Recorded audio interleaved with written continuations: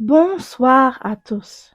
Je suis ravie de vous retrouver ici ce soir, ce matin, ce soir ou ce matin, dépendamment de l'heure où vous écouterez ce podcast. Comme mentionné au dernier épisode, la joie et la tristesse continueront de coexister. Il n'y a pas grand-chose que vous puissiez faire sur ce point-là. Il existe des situations que vous ne pouvez éviter, que vous ne pouvez empêcher d'arriver, comme la mort d'un proche, par exemple, une catastrophe naturelle, la hausse des prix des produits et tant d'autres.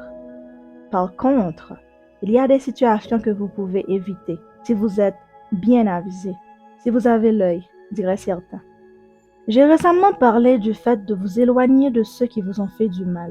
Ce ne sera pas forcément facile. Il y a des situations qui vous paraîtront même impossibles à en sortir. Mais comme vous vous en doutez peut-être déjà, si vous n'êtes pas à l'aise face à une situation, si ça vous fait du mal, c'est que ce n'est pas bien pour vous. Et rien, ni personne ne peut vous forcer à rester dans une situation qui ne vous convient pas. Rien, ni personne ne peut vous forcer à vivre avec quelqu'un qui vous fait du mal. Rien ni personne ne peut vous forcer à rester dans une maison où votre santé mentale flanche à chaque fois qu'on vous adresse la parole. La liste pourrait encore s'allonger et je sais que beaucoup sont passés par ce genre de situation et beaucoup y sont encore, malheureusement.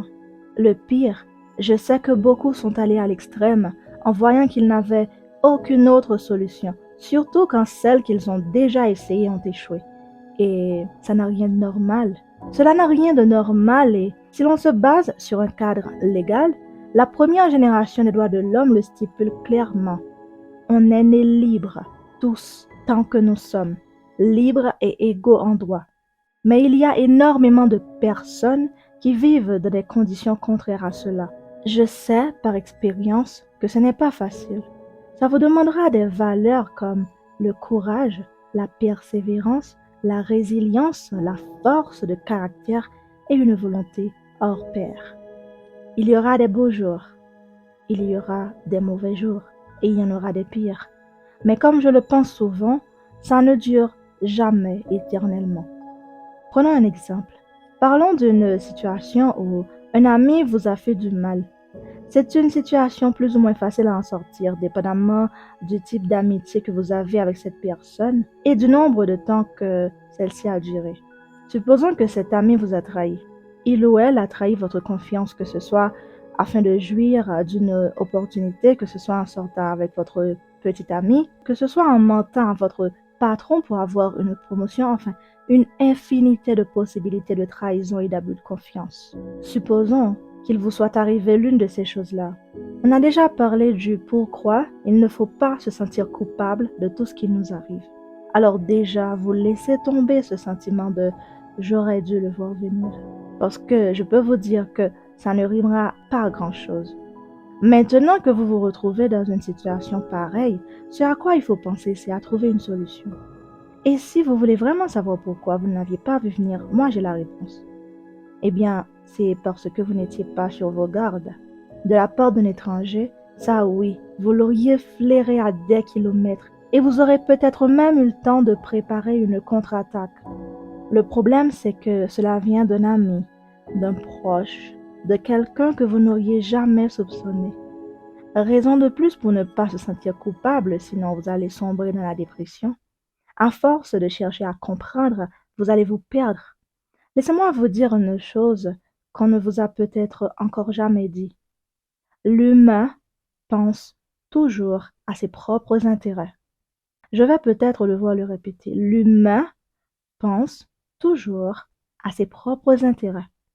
Rares sont ceux qui refuseront une offre alléchante dans votre dos juste pour garder votre amitié. Et même là encore, ce n'est pas totalement désintéressé parce que, en vous choisissant vous face à l'offre, il fait un choix stratégique en se disant que votre amitié pourrait lui être 100 fois plus bénéfique que l'offre. Il ne s'agit pas forcément d'argent. Vous pouvez représenter plein de choses aux yeux de cette personne. Vous pouvez être celui ou celle, voire l'unique personne qui la comprend, qui l'accepte telle qu'elle est, qui écoute et console ses chagrins. Vous pouvez être celle qui la supporte, qui partage sa folie ou Vous pouvez être rien de tout ça, mais la personne voit en vous un potentiel que vous n'avez peut-être pas soupçonné. Il y a toujours une raison pour faire ou ne pas faire quelque chose. Ainsi fonctionne l'humain. Une fois que vous avez compris cette dure vérité, maintenant, que décidez-vous? Voulez-vous continuer à être l'ami de quelqu'un qui vous a trahi, qui n'a pas hésité à faire un gros trait sur 15 années d'amitié, 10, 7, 3 années d'amitié? Je sais aussi que certains se retrouveraient à penser qu'ils n'auraient jamais fait ça à son ami, qu'ils seraient restés loyaux, etc. Mais vous ignorez que ceci n'engage que vous. C'est vous qui le savez. Vous savez que vous n'auriez jamais pu faire ça à votre ami, mais ceci n'implique pas cela. Comme je l'ai déjà dit ici, il n'y a que vous qui puissiez protéger votre petit cœur. Donner cette tâche à quelqu'un d'autre est le plus grand risque que vous puissiez prendre. Alors, pour votre bien-être et paix d'esprit, la solution serait peut-être de vous éloigner de cette personne-là ou de ces personnes-là. Faites-le pour votre bien. Faites-le à votre rythme. Parfois, vous vous sentez coupable et la personne en face ne comprend même pas pourquoi. Il ou elle minimalise les faits. Je tiens à préciser qu'ici, nous parlons de trahison à grande échelle. Pas de petites querelles entre amis, des broutilles ou encore moins de crises de jalousie. Je parle des cas où une personne a fait quelque chose qui aurait pu vous coûter la vie, potentiellement. La situation est complexe et peut pousser à la réflexion. Elle reste toutefois la plus facile à aborder parce qu'il s'agit d'amitié.